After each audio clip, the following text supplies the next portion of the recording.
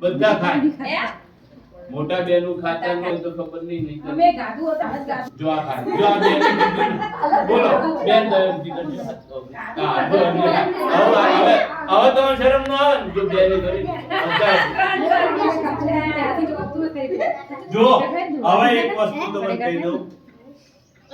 તમે વાત ઓપડશો ને આપણે 10 મિનિટ જ વાત કરી વધારની કે ગરમી છે પાછી પડીકું ચો બને ફેક્ટરી જો દીકરી હોશિયાર ફેક્ટરીમાં બને હવે ફેક્ટરીમાંથી હોલસેલ વાળાને જો આવે મોટો દુકાન હોય એ આવે પછી આપણા ગામડાની દુકાનમાં અને પછી આપણા ત્યાં એટલે 3-4 જગ્યાએ ફરતી ફરી તો આપણા ત્યાં આવે આપણા મોઢામાં તો કેટલો ટાઈમ લાગે એનો ફેક્ટરીથી આપણા સુધી આવતા ખાસો ટાઈમ લાગે જ્યાં મહિના થઈ જાય વરસ થઈ જાય મહિનો તો ઓછામાં ઓછો થાય કે ન થાય સાચી વાત દીકરીઓ આ બાજુ પણ મહિનો જો જીવ થઈ જાય આ બાજુ આવતી આવ આપણી તો કઈ વાત નહીં કઈ વાત સર ઓય આવતી તો દેખાય માર વાતનું ધ્યાન રાખજો તમારા મમ્મી અહીંયા ઘણાના મમ્મી બેઠેલા છે બરાબર તમારા મમ્મી આજે જમવાનું બનાવે દીકરીઓને ખાસ આજે જમવાનું બનાવ્યું હોય અને પછી મમ્મી એમ કે મારે કાલે બહાર જવાનું છે હું કાલે છું નહીં તો એક કામ કરું આજનું અને આવતીકાલનું સાંભળાય છે ને આજનું અને આવતીકાલનું બંનેનું શાક રોટલી બનાવી દઉં છું તો આજે તો તમે ખાશો પણ કાલનું ખાશો કેમ નહીં ખાવ બગડી જાય જો આ દીકરી કે બગડી જાય સાચું ને તમારે કેવું બગડી જાય તમારે કેવું બગડી જાય સાચે કહો વાસી થઈ જાય નો કોઈ નહીં કીધું ન બગડે બધા ઓકે બગડી જાય બરાબર નક્કી ને તો તમારી મમ્મીએ આજે બનાવેલું તમે કાલ નહીં ખાતા તો પેલું ફક્તરી કેટલા મહિને આવ્યું આપણા ત્યાં મહિને તો એ ખવાય હે ખવાય એ વાસી ન થાય હાડો વાસી ન થાય પણ એ વાસી ન થાય એટલે એ શું નથી હોય કેમ બધાને ખબર જ છે તોય કાય બરાબર એમાં હું વાસી નો થાય દઉં દીકરીઓ બેનો કેમિકલ નાખવામાં આવે બરાબર એટલે એ બગડે નહીં બીજી વાત તમારા મમ્મી બનાવે તો વસ્તુ સારી જ હોય ને તેલ સારું હોય લોટ સારો હોય હે એના મમ્મીના હાથ પણ ધોયેલા હોય હે ગંદા હાથે બનાવે કદી બનાવે હે બરાબર નક્કી ને એમાં કોઈ ખોટું નહીં ને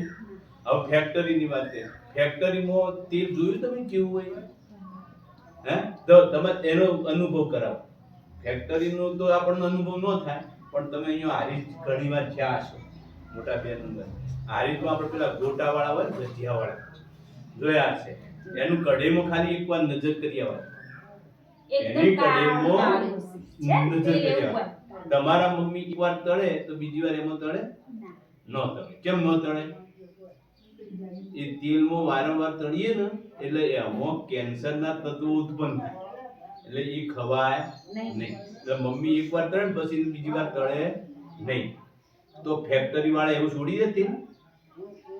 એ તો જ્યાં સુધી કાળું મેસ થઈ જાય ને મોય અંદર એક પૂરી તળાય એટલું હોય ને તોહે તળી કાઢે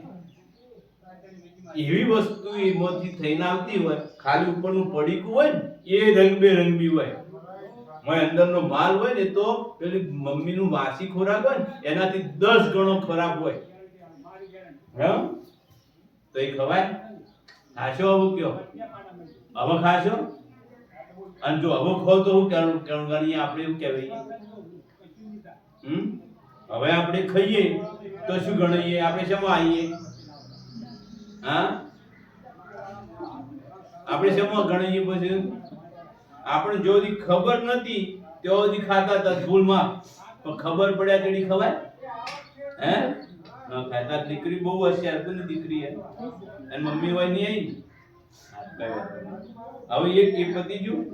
બીજું ઘણી દીકરી આમાંથી કે દીકરી બડી ખાતી નહીં મન લાગે નહીં ખાતી પણ તમારા જેવી દીકરીઓ ગુટકાની નાની નાની પડીઓ પણ ખાય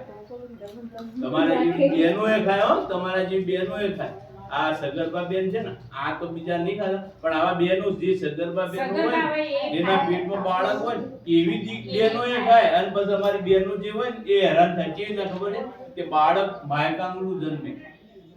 એની ડિલિવરી આપવાની હોય ને ત્યારે એ બાળક હાવ કે માયકાંગનું એટલે હોય વજન હા ઓછા વજન અને વાળું બેનમાં લોહી જ ન હોય. હોય જ ના હોય. તમે આ પડીકા ખો ને, એમાંથી એ લોહી ન બને એટલે એ પણ નુકસાન થાય. અને આ ગુટકા ખાય તો થેલું લોહી હોય ને એ બાળિકા ખ્યાલ આવ્યો. શરીરમાં લોહી અને બનવા તમારા જાય. હાલ જે આ